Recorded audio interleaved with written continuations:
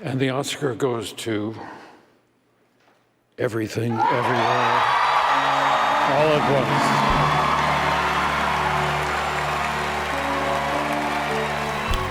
In 2023, directing duo Daniel Kwan and Daniel Scheinart's film Everything Everywhere All at Once accepted 7 Oscar awards, including Best Picture and Best Director.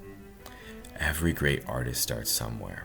For the artistic partners, affectionately nicknamed Daniels, that somewhere was the Sundance Institute in Park City, Utah, which they have credited as the launchpad to their growth as feature filmmakers. The duo's debut feature, Swiss Army Man, not only premiered at the 2016 Sundance Film Festival, but was also supported by the Institute through a variety of filmmaking labs. To better understand how Daniels developed the most acclaimed film of the year, we first must understand Sundance as a turning point in the film industry. And to understand Sundance, we have to go back to movie theaters in the 1970s.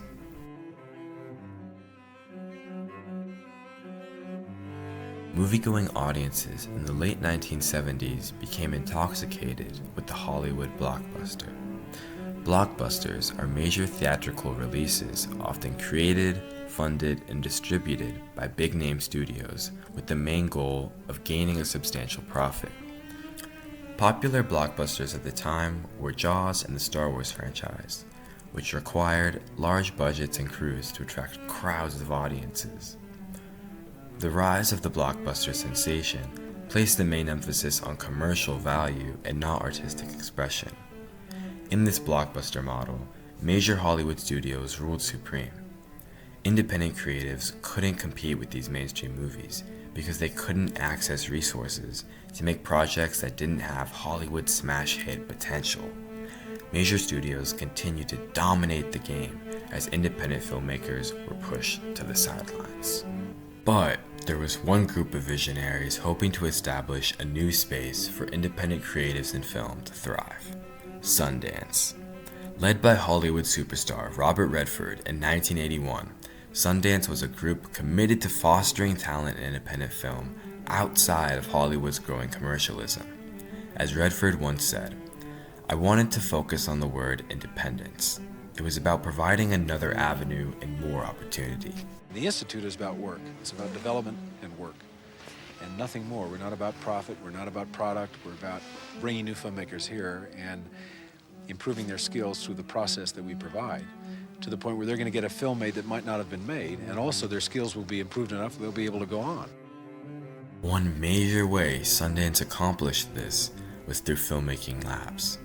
Sundance filmmaking labs were creative workshops that paired aspiring filmmakers with seasoned professionals for intense, intimate work sessions on a sprawling property in Park City, Utah. Labs started as the core of Sundance's mission, providing a creative space for artists to learn and grow without the pressures of the suffocating mainstream film industry. Filmmakers attending the labs were given the chance to combine their independent spirit with Sundance's resources and industry experts. There didn't seem to be anything like it in the world. It was something that wasn't a film school and it was not a production company, but it's a laboratory where you can really experiment and work the material and find out what makes it tick. In 2014, Daniels made notable creative strides at the Sundance Directors Lab, which would go on to inform their later work, Everything Everywhere All at Once. The lab provided crucial guidance as they made the transition from directing short music videos to their debut feature-length film, Swiss Army Man.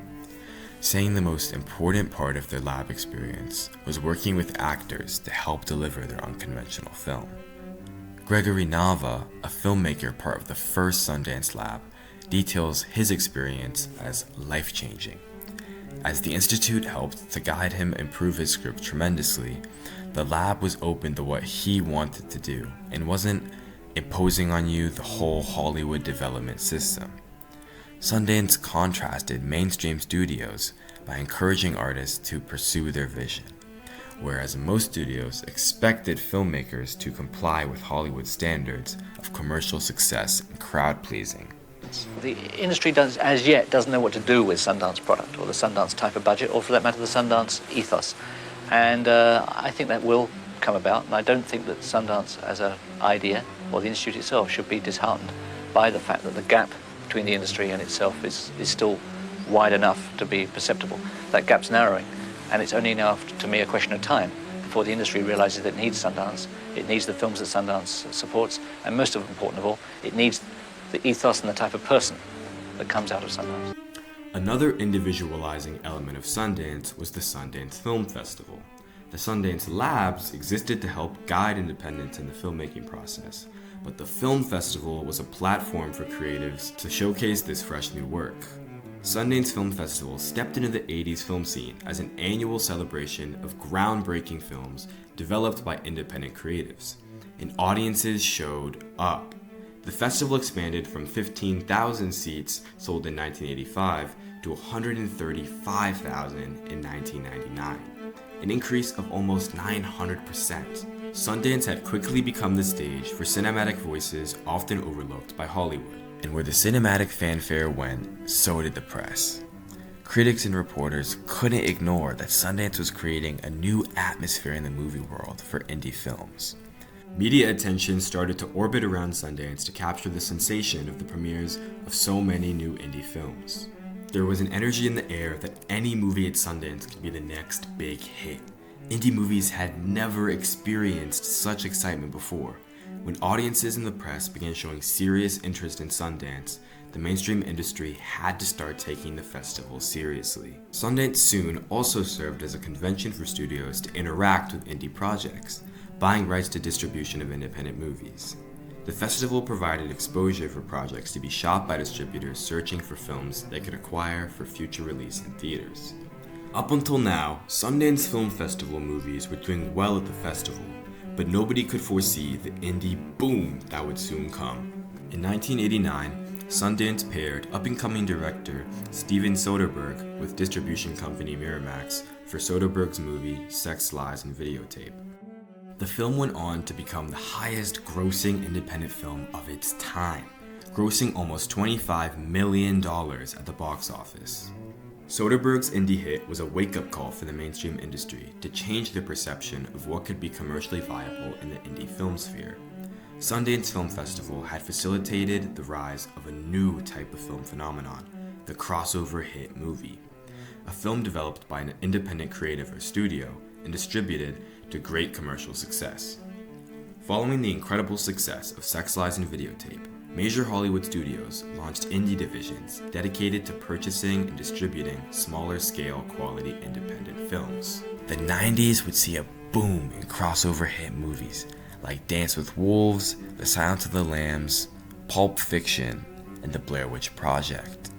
Now, instead of a blockbuster supreme industry model where major studios are the only ones who stand a chance, festival film deals represented independent films finding their footing in the film market.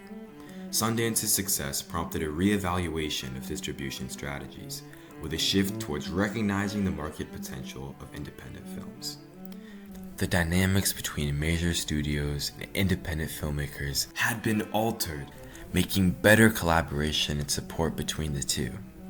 This was a departure from the hierarchical and exclusive industry of the blockbuster era to one that recognizes and values contributions from independent voices. Sundance reshaped how players in the industry interact with each other. Today, Sundance Institute still stands as a testament to the belief that storytelling can persevere through communal support.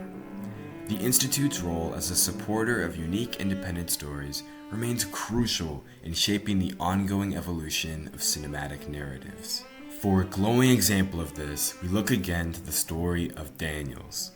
Sundance Film Festival was the proving ground for the duo, where their film Swiss Army Man premiered in 2016, and the directing pair was honored with the U.S. Directing Award in the dramatic category. 7 years later, in 2023, they would accept the Oscar for Best Directing. From the Sundance Film Festival in Park City, Utah, to the Academy Awards in Hollywood, California, the Sundance Institute has cemented independent film in today's cinema landscape.